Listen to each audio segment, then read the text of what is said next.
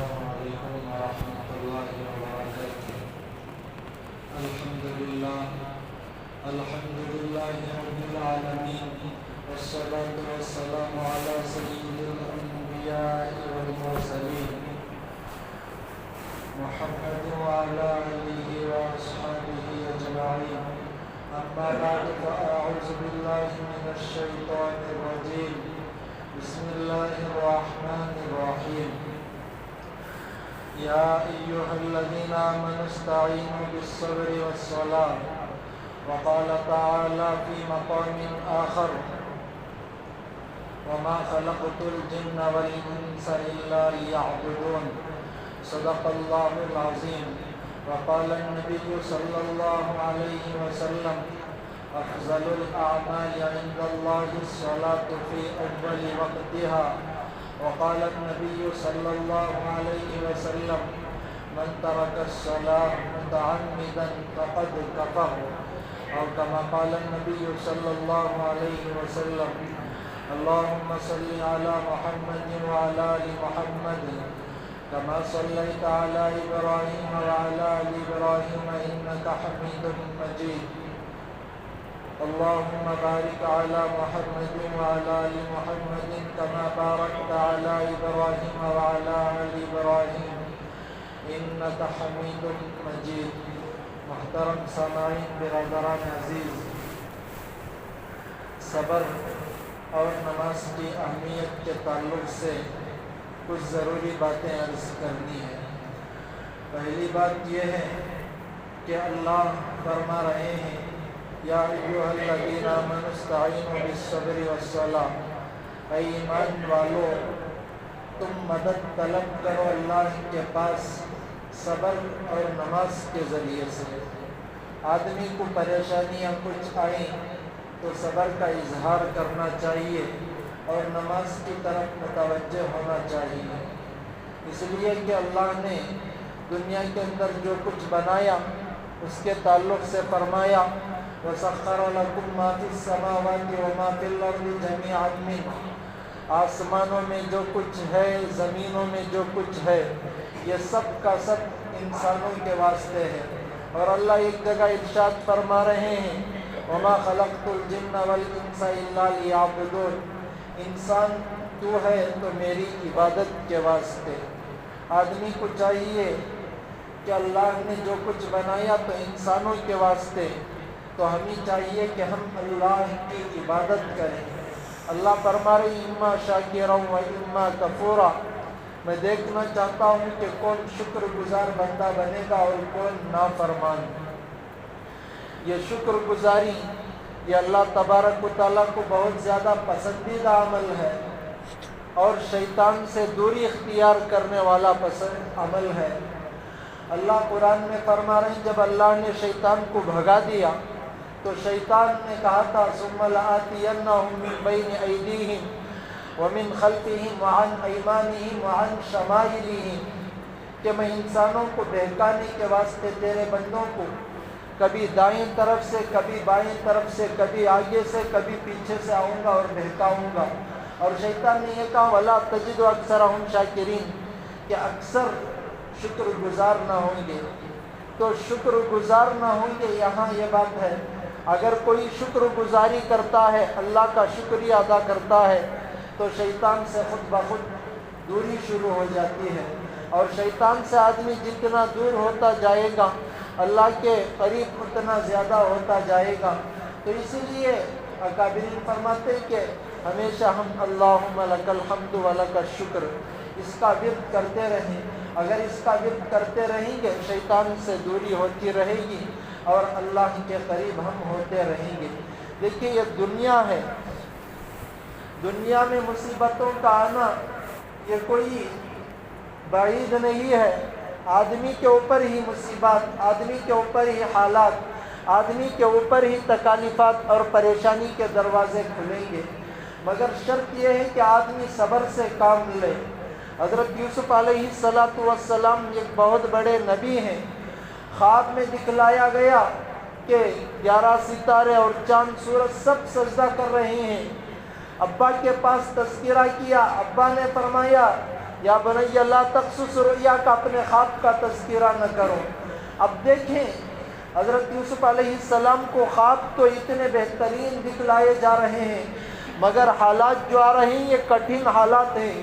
کبھی کنویں میں ڈالے جا رہے ہیں، کبھی بازار میں فروخت ہو رہے ہیں، کبھی جیل میں ڈالے جا رہے ہیں، کبھی الزام لگ رہا ہے، مگر اس کے باوجود حضرت یوسف علیہ السلام صبر سے کام لے رہے ہیں اور دل کے اندر ایک تسلی ہے، اور جیل میں بھی حضرت یوسف علیہ السلام اطمینان کا اظہار کر رہے ہیں۔ وجہ کیا ہے کہ دنیا میں جو بھی مصیبت آتی ہے، جو بھی تکلیف آتی ہے، جو بھی پریشانی آتی ہے اور جو بھی ٹینشن آتا ہے، یہ اتفاقی نہیں ہوتا، اتفاقی پریشانی نہیں ہوتی، بلکہ جو مقدر میں ہے وہ آ کر رہتا ہے، اور جو مقدر میں ہے اس کے بارے میں تو یہ بات ہے والقدر خیرہ و شرہ، خیر بھی اور پریشانیاں جو بھی آئیں گی مقدر سے ہے، اور تقدیر پر ایمان لانا ہر ایک کے لیے ضروری ہے۔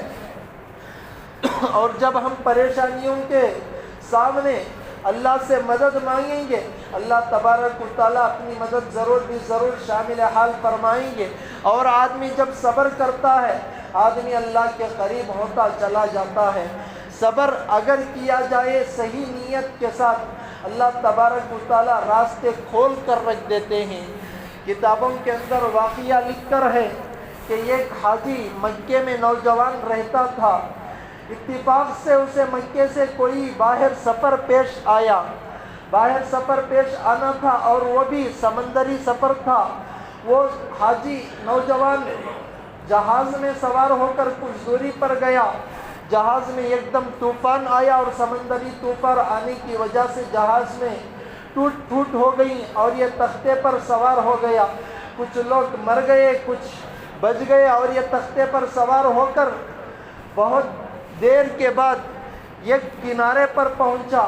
جو ہی کنارے پر پہنچا تو یہ بے ہوش ہو چکا تھا، اور اس سے پہلے اس کے ساتھ یہ بھی واقعہ پیش آیا کہ جب سفر پر نکلا تھا تو سفر کے دوران ایک سونے کا ہار اسے ملا ہوا تھا، مگر دیکھیں وہ سونے کا ہار ملتے ہی اس کے دل میں یہ خیال بھی پیدا ہوا تھا کہ یہ سونے کے ہار کو میں رکھ لوں، مگر اللہ کا ڈر بھی آیا کہ اگر رکھ لوں گا تو اللہ کو میں کیا منہ دکھلاؤں گا۔ کچھ دیر کے بعد ایک آدمی تلاش کرتا ہوا ملا اور واقعتاً ہار اسی آدمی کا تھا، تو اس کو یہ ہار واپس کر دیا۔ اب سمندری سفر پیش آیا اور سمندر میں جو ہی طوفان آیا سب بکھر گئے، اور یہ ایک کنارے پر پہنچا، اور کنارے پر پہنچنے کے وقت یہ بے ہوشی کے عالم میں تھا۔ لوگوں نے اسے اٹھایا، پھر تھوڑی دیر کے بعد اسے ہوش آیا۔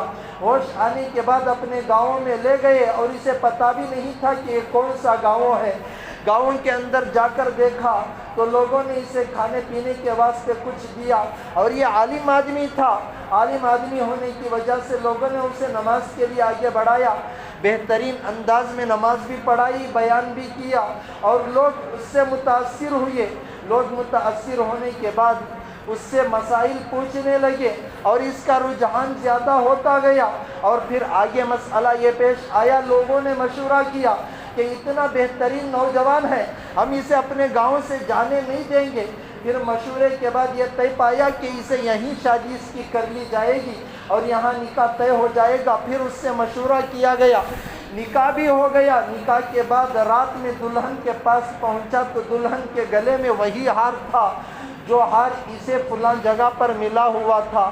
دلہن سے بات چیت ہوئی تو دلہن نے کہا کہ میرے میاں، میرے ابا صاحب بوڑھے ہو گئے تھے، مگر ہمیشہ وہ دعا کرتے تھے، اور سارا واقعہ بتایا کہ ایک مرتبہ یہ ہار گم ہو گیا تھا، ایک نوجوان انہیں لا کر دیا تھا، اور لا کر دینے کے بعد میرے ابا نے دعا کی تھی، اے اللہ مگر میری بیٹی سے اس کا نکاح ایسے نوجوان کا، یہی نوجوان یا کوئی اور نوجوان مگر ایسے اخلاق کا مل جائے تو کتنا بہتر ہوتا۔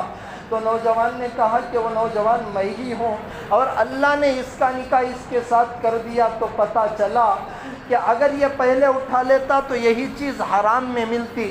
صبر کرنے کی وجہ سے اللہ نے حلال میں ہار بھی دی اور ہار والی بھی دیا۔ تو صبر ایک بہت بڑی چیز ہوتی ہے، حضرت علی رضی اللہ تعالیٰ عنہ فرمایا کرتے تھے کہ 3 چیزیں جس کے اندر نہیں اس کے اندر کچھ بھی نہیں، ایک اللہ کی سنت، ایک رسول اللہ کی سنت، ایک اولیاء اللہ کی سنت۔ پوچھنے والے نے پوچھا کہ اللہ کی سنت کیا ہوتی ہے؟ حضرت علی نے فرمایا اللہ کی سنت یہ ہے کہ راز کو فاش نہ کیا جائے، اگر کسی کا راز معلوم ہو جائے تو دوسروں کو نہ بتلایا جائے۔ پھر پوچھا کہ نبیوں کی، انبیاء کی سنت کیا ہوتی ہے؟ حضرت علی رضی اللہ عنہ نے فرمایا کہ نرمی سے پیش آنا، اخلاق سے پیش آنا، یہ انبیاء کی سنت ہوتی ہے۔ پھر اولیاء اللہ کی سنت کے بارے میں پوچھا، حضرت علی رضی اللہ تعالیٰ عنہ نے فرمایا اولیاء اللہ کی سنت یہ ہے کہ اگر کسی مسلمان بھائی سے تمہیں تکلیف پہنچتی ہے تو فوراً اسے معاف کر دو، یہ اولیاء اللہ کی سنت ہوا کرتی ہے۔ تو آدمی ان 3 باتوں کو رکھ کر سوچیں کہ آج کل ہمارے درمیان میں یہ بات پھیل گئی کہ اگر کسی کا راز معلوم ہو جائے، جب تک ہم دوسرے کو یہ راز نہ بتلائیں ہمارا کھانا ہضم نہیں ہوتا، ہم نرم اخلاق سے کسی سے پیش نہیں آتے، اور اولیاء اللہ کی سنت پر ہمارا عمل نہیں ہوتا، ایک دوسرے سے تکلیف ہوتی ہے تو ہم ان کا جواب پتھر سے دینے میں مشغول ہو جاتے ہیں۔ صبر یہ بہت بڑی چیز ہوا کرتی ہے، آدمی کو ان سب چیزوں سے سبق حاصل کرنا چاہیے۔ اگر ان سب چیزوں سے سبق حاصل کرے گا آگے چل کر آدمی اللہ کا ولی بھی بن سکتا ہے، اور اسی صبر کے ساتھ اللہ تبارک و تعالیٰ کی مدد بھی شامل حال ضرور بھی ضرور ہو سکتی ہے۔ حضرت علی فرمایا کرتے تھے کہ جب تم اللہ کے سامنے کچھ بن کر ہونا ہو تو بہترین بندے بن کر پیش ہو، اپنے نفس کے سامنے بدترین بن کر پیش ہو، اور عام آدمیوں کے درمیان میں تم عام ہی آدمی بن کر پیش ہو، خصوصی آدمی بن کر پیش نہ ہو۔ یہ سب چیزیں اگر ہونا ہو تو تکالیف آئیں تو صبر کریں، تو ان صبر کے بدلے میں اللہ تبارک و تعالیٰ ان سب چیزوں سے نوازیں گے۔ اور دوسری بات میں نے شروع میں یہ عرض کی تھی کہ اگر اللہ کی مدد شامل حال ہونا ہو تو نماز کے ذریعے سے، نماز ایک بہت بڑی چیز ہے۔ اس سے پہلے بھی میں نے نماز کے عنوان پر کچھ تھوڑی سی بات کی تھی، آج بھی بات کرنا میں ضروری سمجھتا ہوں۔ اللہ کے نبی صلی اللہ علیہ وسلم نے فرمایا کہ اللہ تبارک و تعالیٰ نماز کے تعلق سے فرماتے ہیں کہ نماز کا وقت آتا ہے، وقت مقررہ پر اگر بندہ نماز پڑھتا ہے، اللہ فرماتے ہیں کہ میری ذمہ داری ہے کہ میں اسے اپنی ذمہ داری پر جنت میں داخل کروں گا۔ اگر وقت مقررہ پر نماز نہ پڑھی جائے گی، اللہ فرماتے ہیں کہ میرا اس سے کوئی عہد و پیمان نہیں ہے، اللہ فرما رہے ہیں میرے بارے میں اس کی کوئی ذمہ داری نہیں ہے، چاہے تو اللہ تبارک و تعالیٰ سزا دیں، چاہے تو معاف فرما دیں۔ نماز ایک اہم چیز ہے۔ یہاں وقت مقررہ کی بات آئی کہ وقت مقررہ پر نماز پڑھنا پڑے گا۔ کئی ساتھیوں کی عادت ہوتی ہے کہ ہم بعد بھی نماز پڑھ لیں گے، مگر وقت مقررہ پر نماز پڑھنے کی بات ایک بہت بڑی چیز ہے۔ پہلے زمانے میں جنگیں ہوا کرتی تھیں، اللہ کے نبی کے دور میں بھی جنگیں ہوئیں، صحابہ کے دور میں بھی جنگیں ہوئیں۔ جنگ کے دوران بھی اگر نماز کا وقت ہوتا تھا، صحابہ نماز کو قضا نہ کرتے تھے، فوراً نماز ادا کر لیا کرتے تھے۔ اور نماز کا طریقہ یہ ہوا کرتا تھا کہ اگر 100 آدمی جنگ کرتے ہوں، 50 آدمی جنگ کرتے، اور 50 آدمی جنگ کے دوران ہی نماز کو ادا کیا کرتے تھے۔ اس وقت بھی نماز کو قضا کرنے کی اجازت نہ تھی۔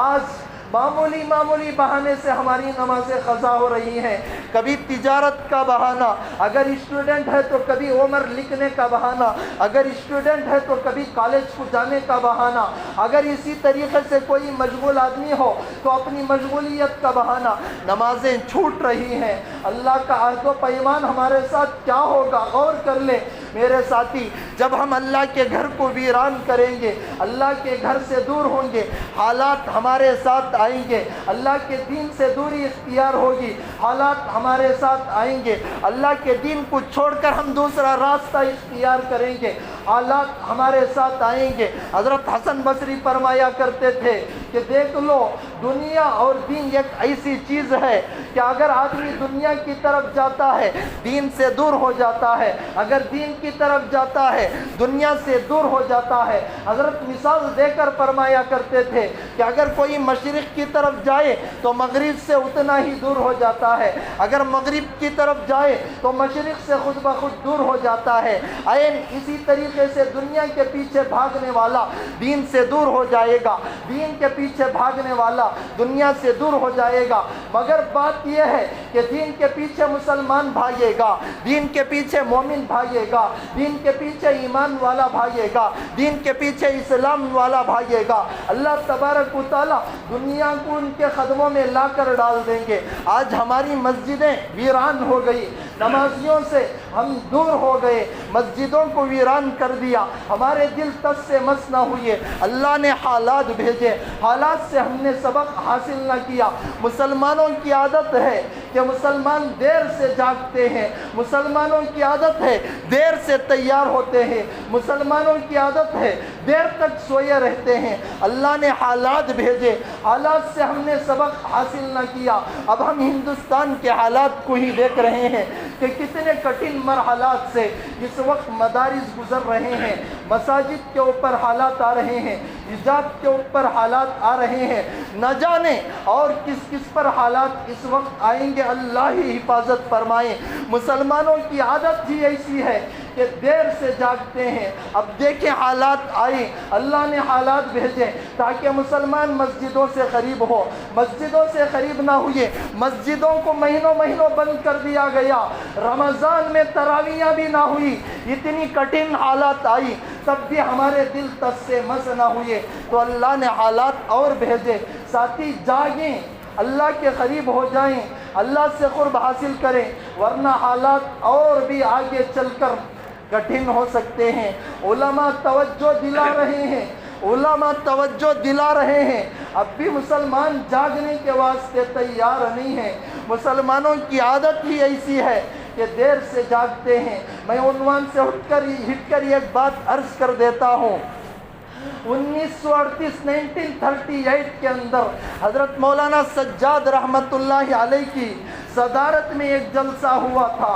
حضرت مولانا سجاد رحمت اللہ علیہ نے اپنے سب ساتھیوں کے سامنے یہ رائے کا اظہار کیا تھا کہ دیکھو ابھی تھوڑے 20 سال کے بعد 1930 میں حضرت نے فرمایا تھا کہ ابھی تھوڑے سال کے بعد انگریز کو ملک سے جانا ہے۔ انگریز اس وقت ملک سے نہیں گئے تھے، ہندوستان آزادی کے پرچم پر نہیں ٹھہرا تھا۔ 1947 میں ہندوستان آزاد ہوا۔ 1938 میں حضرت نے یہ بات فرمائی۔ اللہ والوں کی فراست کو دیکھیں، کتنی بڑی فراست اللہ تبارک و تعالیٰ نے انہیں عطا فرمایا تھا کہ جب ہندوستان سے انگریز چلے جائیں گے، ہندوستان کے اندر اور بھی کٹھن حالات آئیں گے، نازک موڑ پر مسلمان پہنچ جائیں گے۔ حضرت نے فرمایا تھا کہ نازک موڑ پر پہنچنے کے بعد بہت زیادہ خون ریزی اس ہندوستان کے اندر ہوگی۔ حضرت نے پھر یہ بات فرمائی کہ میں مسلمانوں کو توجہ دلاتا ہوں کہ جہاں چھوٹی چھوٹی بستیوں میں 10 سے 15 گھر ہیں، وہ بڑی بستیوں میں جہاں مسلمان زیادہ ہیں اطراف میں آ کر رہ جائیں۔ اگر کم مسلمان زیادہ مسلمانوں کے پاس آ کر رہیں گے، یہ قلعے والا کام دیں گے۔ اگر 10 گھر بھی مل کر یہ قلعہ بن جائے گا، 300 سے 400 سے 1000 گھر ہو جائیں گے، تب کوئی حملہ کرنے کے لیے بھی ڈرے گا۔ حضرت کی اس بات کو کوئی توجہ نہ دی، پھر حضرت خاموش ہو گئے۔ 1946 میں ہندوستان آزاد ہونے سے 1 سال پہلے بہار کے اندر یہی خطرناک حالات پیش آئے۔ جہاں کم مسلمان تھے وہاں مسلمانوں پر ظلم ہوا، بستیوں سے بھگا دیا گیا، گھر اجڑ گئے، مسلمان بہنوں کی عزت لوٹی گئی۔ تب سب کو عقل آئی کہ سجاد نے جو فرمایا تھا وہ بات بالکل صحیح تھی۔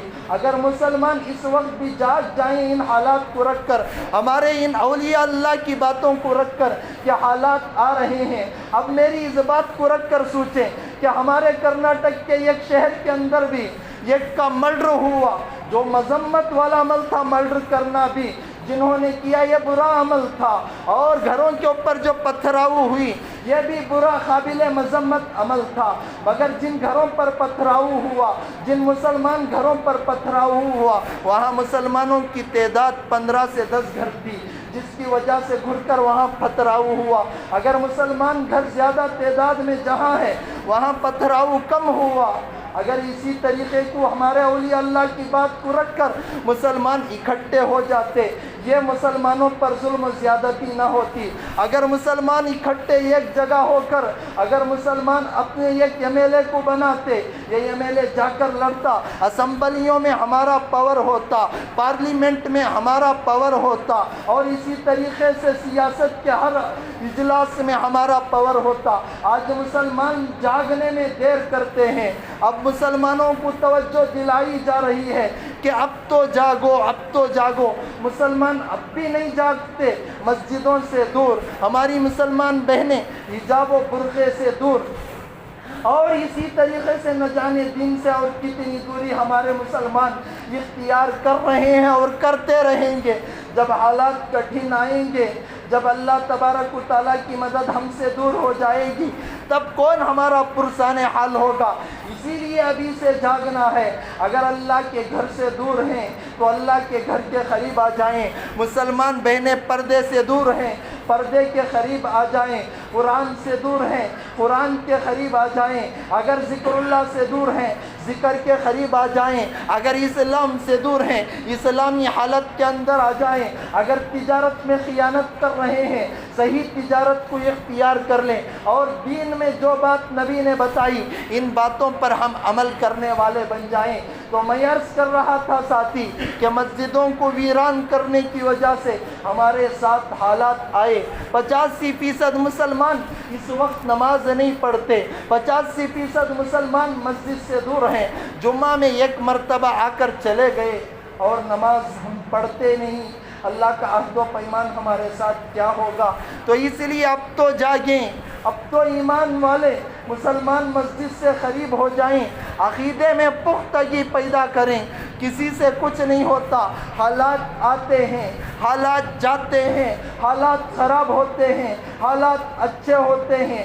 یہ سب مسلمانوں کی تعداد پر نہیں، مسلمانوں کی تعداد کم ہو حالات آئیں گے، مسلمانوں کی تعداد زیادہ ہو حالات آئیں گے۔ حالات اچھے ہونا ہو، شرط یہ ہے کہ مسلمان ایمان والے بن جائیں، مسلمان 100% نمازی بن جائے، مسلمان 100 مرسلات کے پابند بن جائیں، تب اللہ تبارک و تعالی حالات کو بدل کر رکھ دیں گے انشاءاللہ۔ دیکھیں بہت سارے ساتھی نماز پڑھتے ہیں، درد دل سے کہنا پڑتا ہے، اکثر تو نماز نہیں پڑھتے، اور جو نماز پڑھتے ہیں وہ نماز بھی خشوع و خضوع اور تسلی سے نہیں پڑھتے۔ ایسے نمازوں کا فائدہ نہیں ہوتا۔ اللہ کے نبی صلی اللہ علیہ وسلم ایک مرتبہ مسجد میں تشریف لائے، ایک صحابی کو دیکھا کہ جلدی جلدی نماز پڑھ لی۔ اللہ کے نبی صلی اللہ علیہ وسلم کے سامنے آئے، سلام کیا، ملاقات کی۔ اللہ کے نبی نے فرمایا کہ جاؤ دوبارہ نماز پڑھو۔ وہ صحابی دوبارہ گئے، جلدی نماز پڑھے، واپس آئے۔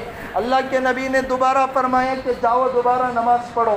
3 مرتبہ ایسا ہی ہوا۔ اللہ کے نبی سے صحابی نے عرض کیا، یا رسول اللہ اس سے اچھی نماز پڑھنے مجھے نہیں آتا۔ اللہ کے نبی صلی اللہ علیہ وسلم سے صحابی نے عرض کیا، یا رسول اللہ آپ ہی فرما دیجئے کہ میں کیسی نماز پڑھوں؟ اللہ کے نبی نے فرمایا کہ خشوع خضوع تسلی سے نماز پڑھو۔ اس واقعے کو رکھ کر سوچیں کہ 4 منٹ میں ہماری 4 رکعت مکمل ہو جاتی ہے۔ کیا ہماری نمازوں میں جان آئے گی؟ کیا ہماری نمازوں میں اللہ کی مدد حاصل ہوگی؟ حضرت حذیفہ رضی اللہ تعالیٰ عنہ بہت بڑے صحابی ہیں، ایک مرتبہ مسجد میں تشریف لائے، ایک آدمی کو دیکھا کہ رکوع و سجدہ جلدی جلدی کر رہا ہے، نماز صحیح طریقے سے نہیں پڑھ رہا ہے۔ جب وہ نماز سے فارغ ہوا، حضرت حذیفہ تو ایک دم بہت بڑے صحابی تھے، اللہ کے نبی صلی اللہ علیہ وسلم کے رازدار کہلاتے تھے۔ اس آدمی کو قریب بلایا اور فرمایا کہ تجھے کیا ہو گیا کہ تو ایسی نماز پڑھتا ہے کہ رکوع سجدہ ڈھنگ سے ادا نہیں کرتا؟ پھر حضرت حذیفہ نے فرمایا کہ اگر اسی حالت میں تیری موت آ جائے تو محمد کے دین کے بغیر مرے گا تو۔ حضرت حذیفہ نے کوئی معمولی بات نہیں فرمائی، ساتھی نماز پڑھتے ہیں تو تسلی سے پڑھے، اور جب نماز ہو جاتی ہے تو سنتوں کی بھی پابندی نہیں ہوتی۔ کئی ساتھی، میں گزشتہ جمعہ بھی کہا تھا، اس جمعہ بھی مجبوراً اسی بات کو دہرانا، لوٹانا پڑ رہا ہے کہ نوجوانوں کو کیا ہو جاتا ہے کہ نوجوانوں کا ایک سجدہ بڑھاپے کے سجدوں سے افضل ہوتا ہے۔ ایسے نوجوان بھی مسجد میں آ کر نہیں بیٹھتے، مسجد میں آ کر جب نماز پڑھتے ہیں، جمعہ کی نماز کی دعا کی دیری، فوراً مسجد سے بھاگ گئے، مسجد سے دوری اختیار کر لی۔ کیا ہو جاتا ہے کہ اگر 10 منٹ بیٹھ کر 4 رکعت پڑھ لیں، پھر امت کی بگڑتی حالات کی سدھار کے لیے دعا کر دیں، آپ کی دعاؤں میں امت کا حصہ رہے گا، اللہ کی مدد ضرور شامل حال ہوگی۔ اب صرف افسوس کرتے ہیں کہ کیا کیا جائے کہ وہاں ویسا ہو گیا، اور خواہش ہوتی ہے کہ مسلمانوں کے ساتھ اللہ کی مدد شامل حال ہو جائے۔ صرف خواہش سے کام نہیں چلتا، خواہش کے ساتھ جد و جہد بھی ضروری، کوشش بھی ضروری۔ جب کوشش ہوگی، عبادت کی لائن سے کوشش ہوگی، حالات کی لائن سے کوشش ہوگی، اللہ حالات کو بدل کر رکھ دیں گے۔ دیکھیں، اگر اونچی پرواز چاہتے ہو تو ہمت ضروری ہے، ہمت کے بغیر اونچی پرواز بھی ہم حاصل نہیں کر سکتے۔ ہمت ہی اصل طاقت ہے۔ طاقت رکھ کر ہم عبادت نہ کریں، طاقت رکھ کر حالات کا مقابلہ نہ کریں، طاقت رکھ کر حجاب کے تعلق سے محنت نہ کریں، یہی طاقت آپ کو جہنم میں لے کر جائے گی۔ تو طاقت جسے اللہ نے دی، اللہ نے جسے ذمہ داری دی، اس ذمہ داری کو نبھائیں بھی۔ اور جہاں حجاب کے تعلق سے غلط افواہیں اٹھائی جا رہی ہیں، حجاب کے تعلق سے مسلمان بہنوں کو کالجوں سے، یونیورسٹیوں سے، اسکولوں سے باہر کھڑا کیا جا رہا ہے، اور جو کورٹ کے فیصلے کے دائرے کے اندر رہ کر وہاں محنت اگر پیرنٹس، والدین نہیں کرتے تو ذمہ داروں کا بھی کام بنتا کہ وہاں جا کر محنت کریں، اور وہاں کے پرنسپل سے قانون کے دائرے میں رہ کر بات چیت کی جائے۔ انشاءاللہ حجاب کا ثواب آپ کو بھی ملے گا، ہم کو بھی ملے گا۔ اور آخری بات یہ ہے کہ نمازوں کی پابندی کی جائے، اللہ کے واسطے نمازوں کی پابندی کی جائے گی، مسجدوں کو آباد کیا جائے گا۔ اللہ حالات کو بدل کر ساری کی ساری حکومت ہمارے قدموں میں ضرور لا کر ڈال دیں گے۔ شرط اول یہ ہے کہ ہم مومن بن کر رہیں، اللہ سے دعا کریں، اللہ تبارک و تعالی حالات کو بدل دے، نمازوں کا ہمیں پابند بنائے، سنتوں پر عمل کرنے والا بنائے، کہنے کے ساتھ عمل کی توفیق دے۔